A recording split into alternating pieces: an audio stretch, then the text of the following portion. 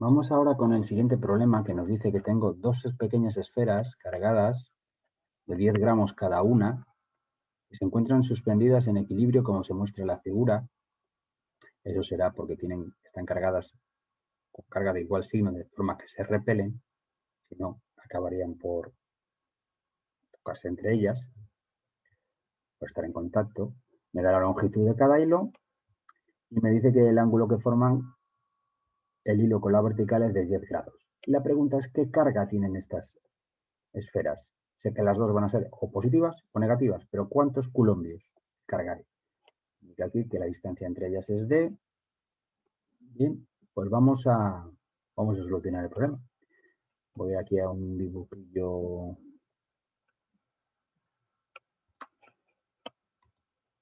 Este dibujillo aquí, ¿vale? Porque ya en el otro ya nos venía dibujado los vectores.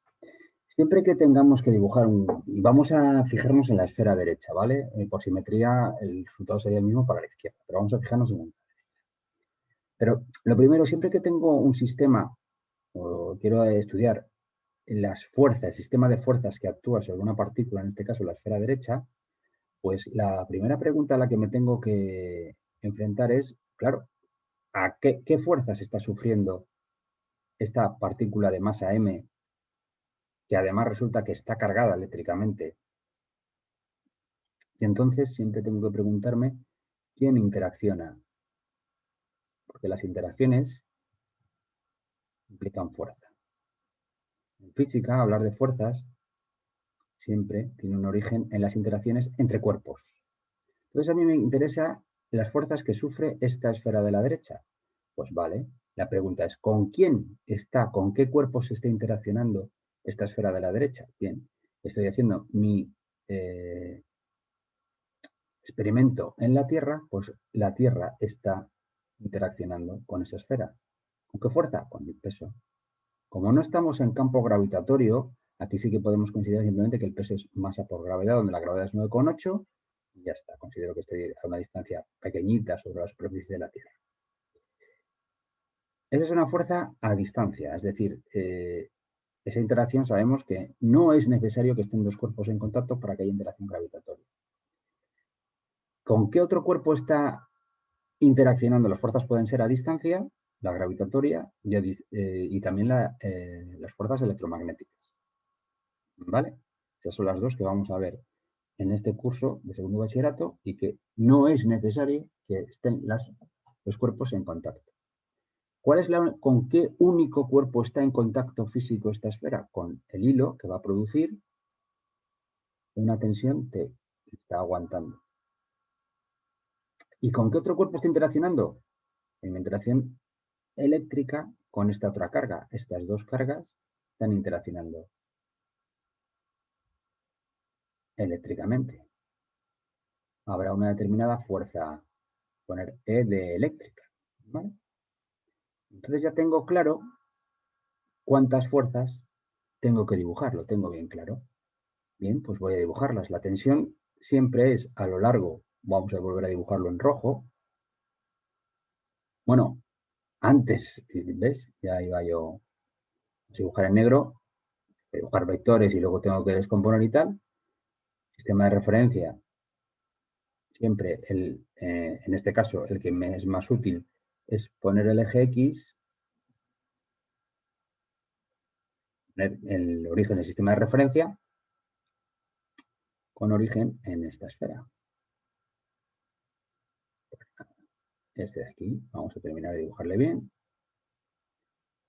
Este sería el eje Y, este será el eje X. Bien, ahora sí con rojo vamos a dibujar las fuerzas. La tensión siempre está a lo largo de la cuerda dirigida al punto de sujeción. Por ejemplo, así puedo dibujar el vector tensión. Ahora ponemos nombres. Ya tengo dibujado el vector tensión. Muy bien. El peso siempre dirigido hacia el centro de la Tierra. Entonces sería tal que este de aquí. Y la última, la fuerza eléctrica. Hemos dicho que estas dos se van a repeler.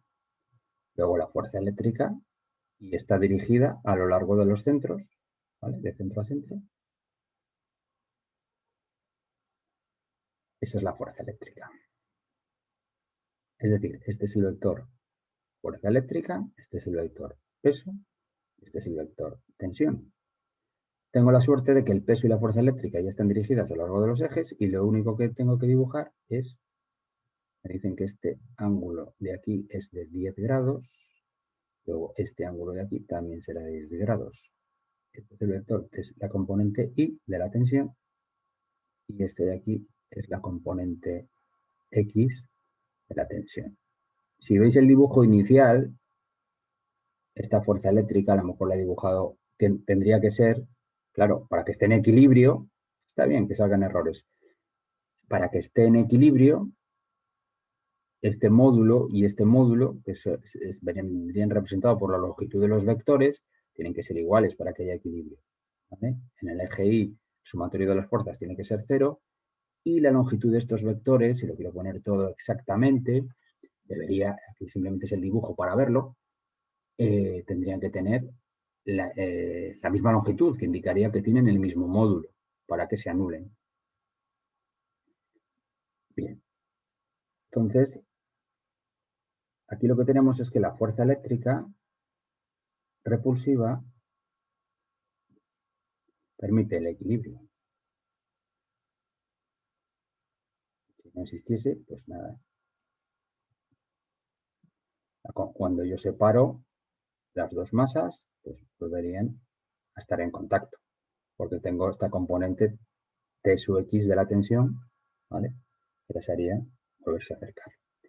Bien, ahora me preguntan cuál es la carga, que yo sé que la carga está relacionada con la fuerza eléctrica, pues tengo que dibujar mi sistema de fuerzas. Tengo que ya analizar mi sistema de fuerzas. ¿Cómo lo hago? Aplicamos la segunda ley de Newton. ¿Qué me dice la segunda ley de Newton? Una cosa muy sencilla. Me dice, oye, ¿tú quieres estudiar la dinámica de un cuerpo de masa m, que en este caso sería nuestra esfera? Pues tienes que tener en cuenta que el sumatorio de las fuerzas, sumatorio de vectores, el sumatorio de las fuerzas que actúan sobre ella van a hacer que ésta adquiera una aceleración que es proporcional a la masa. Es inversamente proporcional a la masa. La aceleración sería el sumatorio de fuerzas partido a la masa. Bien. ¿Qué tienes aquí?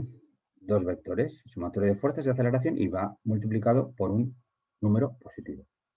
Esta igualdad implica siempre, si dos vectores son iguales, lo van a ser componente a componente. ¿Vale? Vamos a ir paso a paso repasando alguna cosilla. ¿Vale? Para ver, no quiero escribir directamente las ecuaciones con las fuerzas ya, sin antes pegar un pequeño repaso.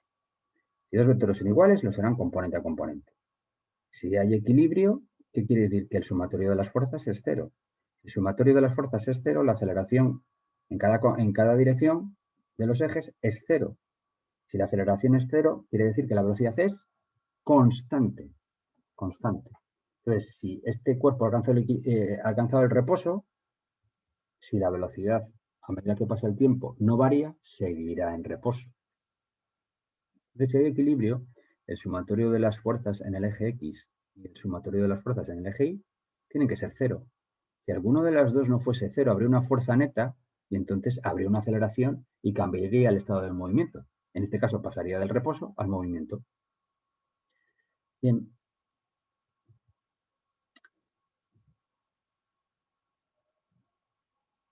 Vale. Voy a seguir un poquito por aquí, porque quiero que siga apareciendo el dibujo. ¿Vale? Entonces, fíjate que tendremos...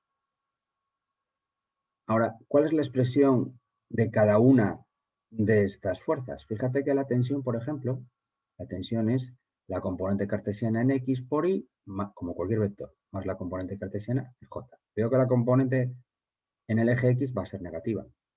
Si descomponemos utilizando el triángulo rectángulo, este ángulo es 10 grados, este es el de 90 grados, ¿vale? De aquí ponemos y tendríamos que esto es igual a menos el módulo de t por el seno de 10 por el vector unitario y más módulo de t coseno de 10 vector unitario J. El peso es masa por gravedad, ¿vale? Fíjate que sería la componente X del peso por I más la componente Y del peso por J, como cualquiera. Pero fíjate que en nuestro caso solo hay componente Y, ¿vale? Entonces esa es menos módulo del peso por J. Porque el vector P solo coincide con, digamos, si lo hablaría en componentes, solo tiene componente Y, no tiene componente X. Y su sentido es negativo, es menos el módulo. ¿Y cuánto vale el módulo de P? Lo tengo que poner menos M por G, ¿vale? Por el vector unitario J. Poner el módulo de G. Así me aseguro que este vector tiene sentido negativo. Este va a ser un número positivo, este también va a ser un número positivo. Y es que además si pongo el módulo, si P, fíjate, que no haya ninguna duda, si P es M por G, el módulo de este vector será el módulo de M, que no hace falta que ponga módulo, porque a diferencia de una carga, este siempre va a ser un número positivo, más. Y vamos a fijarnos un poco en cuál es la expresión de la fuerza eléctrica. Puedes decir, hombre, puedo aplicar la ley de Coulomb.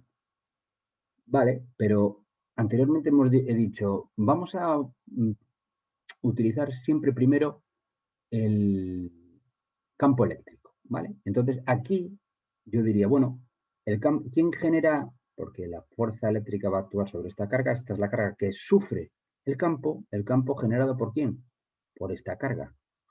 Fíjate que el campo eléctrico, interesa calcular cuánto vale el campo eléctrico generado por esta carga en este punto. ¿Cómo se define? Por K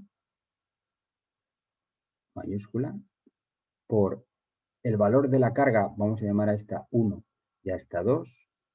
Sé que, vamos a borrar esto, sé que ambas van a ser iguales en valor, las dos van a valer no sé cuántos coulombios, el mismo valor, ahora, y el mismo signo, las dos positivas o las dos negativas, ¿vale?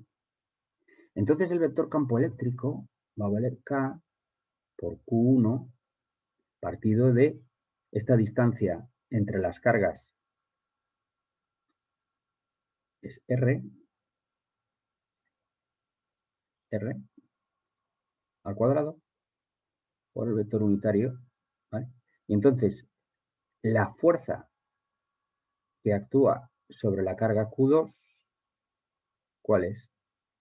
Pues nada, K por Q1 por Q2 partido de R2, vector unitario.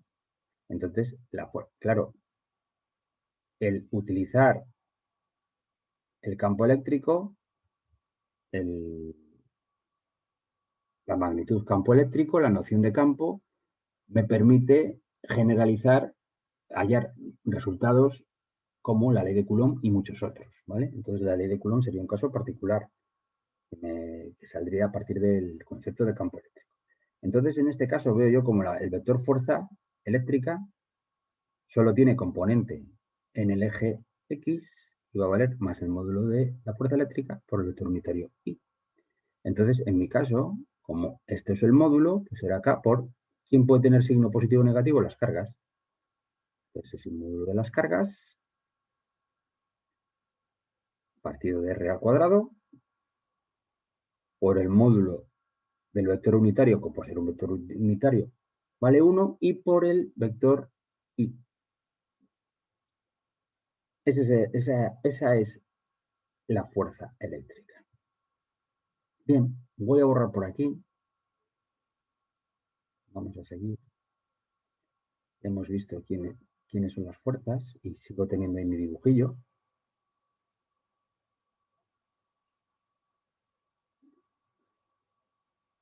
Quiero ir paso a paso para que nadie se pierda, pasar alguna cosilla. Hay que ser muy cuidadoso con los signos. Bien, entonces ya puedo representar mi sistema de fuerzas.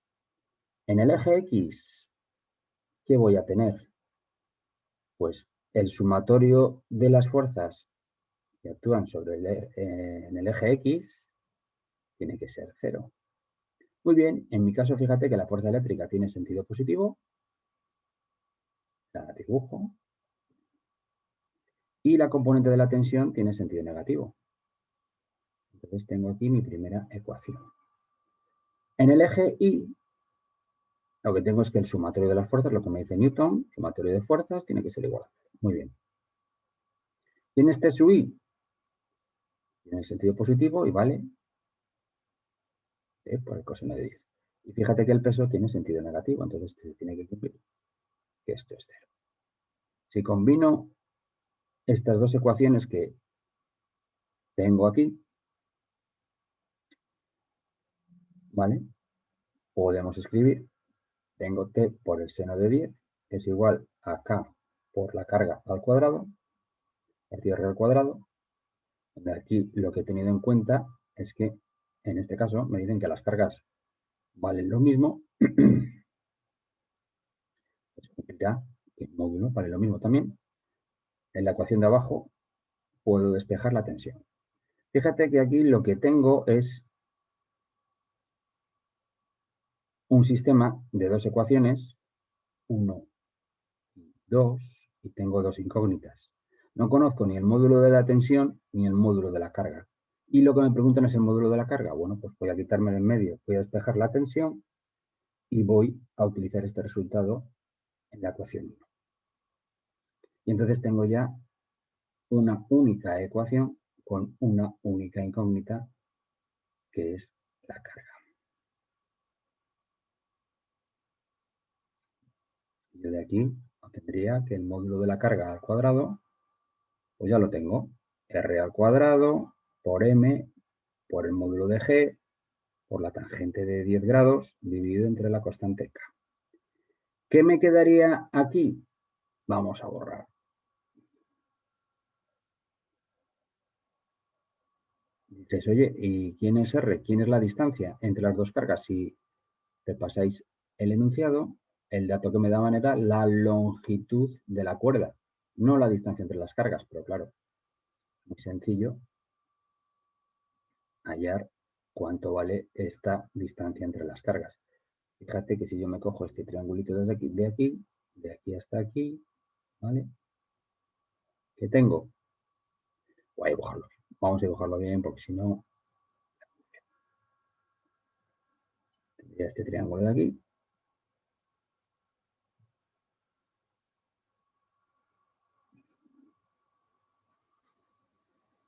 Fíjate que esto vale la longitud de la cuerda que me han dicho, que sé cuánto vale.